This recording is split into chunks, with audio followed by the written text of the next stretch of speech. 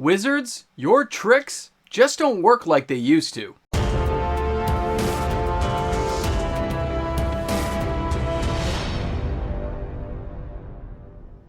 Like the first time you hire a magician to come out to a kid's party, and it's fabulous and fantastic, and the next year when you're planning your next kid's party, you realize you shouldn't call back the same magician because probably, chances are, the tricks are the same. Welcome back, everyone. MTG Moxman here. Thanks again for hanging out with me on the channel today. And that's the problem Wizards of the Coast is facing with a lot of their products and the way they represent those products. It isn't anymore where it's like, I got this hand and I got this hand and there's something good in one of them, but I'm not going to tell you which one. You know, when Wizards of the Coast gives us a release date and a schedule, showing us all the products coming up, we all get excited. You can't help it. You're a kid in the candy store. You're wondering what these products are going to be. And let's say they give you 5, 6, 7 choices. Remember this? They gave us this way early, okay? And this was the lineup they shared. 7 products. They gave us Dominaria United. They gave us the Brothers War, Phyrexia, All Will Be One. Here we are in the spring right now, March of the Machine. Then we've got Aftermath, which old school MTG spoiled the whole set. Way to go, buddy. That's awesome. Then we've got Wilds of Eldraine coming in the fall, and the winter is the Lost Caverns of Ixalan. Imagine that was the only lineup Wizards of the Coast gave us. Imagine that was it, the only show in town, like the good old days. But it's not. We know that's not it. Anyone who saw that, who's been around more than a hot minute, realizes that's the initial one to tickle the ivories, to make you just kind of say, hey, you're going to like these. Really, they're trying to get you psyched up and get your wallet ready. They're like, just get ready to reach in there. Get ready to reach in. But then, maybe a pre-release or two comes up. You're getting ready. You're getting excited. You're getting some cards out and you realize there's more coming. I'm not just playing this pre-release. I'm not playing that pre-release. I'm not playing this draft or that draft. I'm not just buying one box of this. There's more. Because those 7 are never the 7 anymore. And that's where Wizards starts giving you stuff like this. Don't forget, we had Dominaria Remastered, then we had Phyrexia. Then we had Shadows over Innistrad Remastered. Then March the Machine, then March the Machine Aftermath. But then we've got Universes Beyond, Lord of the Rings coming. Then Commander Masters, look at those 2 high-ticket items. Then Wilds of Eldraine. Then Universes Beyond, Doctor Who Commander decks. Come on, Daleks. And then we've got the Lost Caverns of Ixalan. So there's a lot more products sprinkled in there. And unlike the old products, we have little commander decks in there, bundled packs, all kinds of extras that Wizards of the Coast now relies on and tries to present as something new. But what they're hoping is that you pre-order, pre-buy with your store and buy a few things. And then when they show you these later and the spoiler season comes out and everyone gets excited, you're also tempted to buy those. It's like walking by at the shopping aisle. You've already got your groceries in the basket.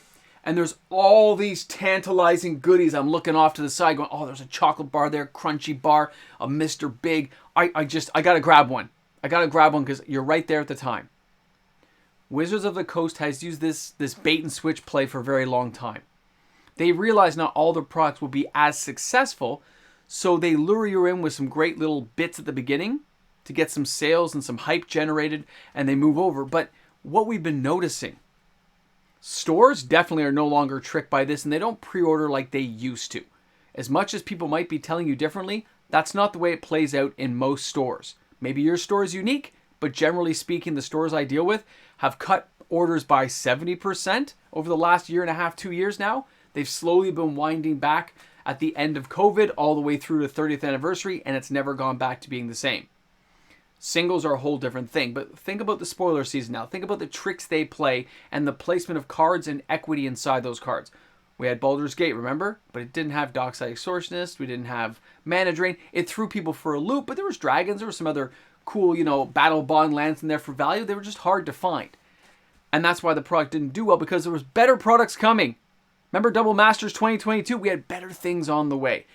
You bought some of this, your wallet got a little bit stretched, but then you saw how awesome those textured foils and those packs were, and people dove in, driving huge sales home.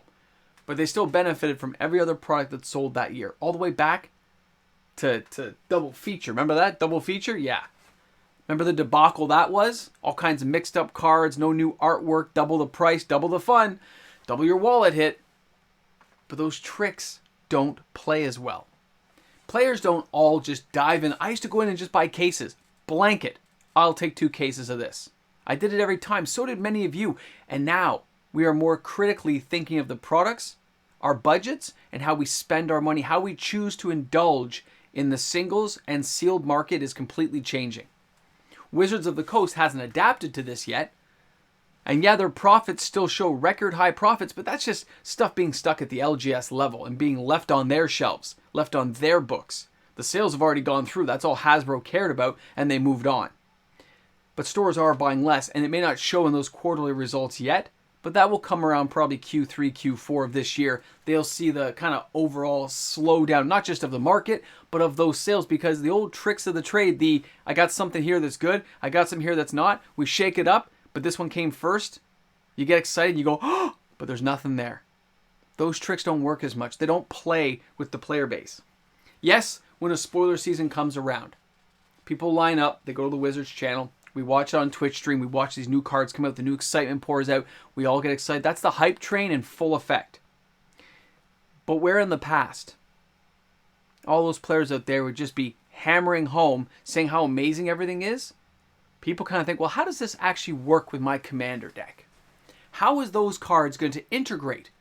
Do I need a box? Do I need singles? And most times people end up in the singles. Interesting, right? Where people before would say, let's go together and crack some boxes. And it doesn't just have to be any particular set, but it's happening more and more often on every set. It'll be very fascinating to see what they pack into certain sets this year to really drive home the need to buy the product. Because I think you'll find stores doing some mass box openings to get to the singles for certain cards, but I don't think players are going to open their wallets that far. The general gist of what I'm getting is those tricks don't play.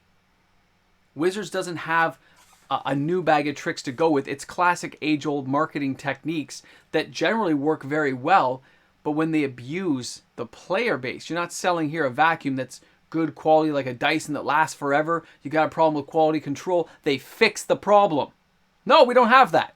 We have the same problems, age-old, that carry on, and the players become more and more exasperated with the issue and say, I'm done with you, I don't care.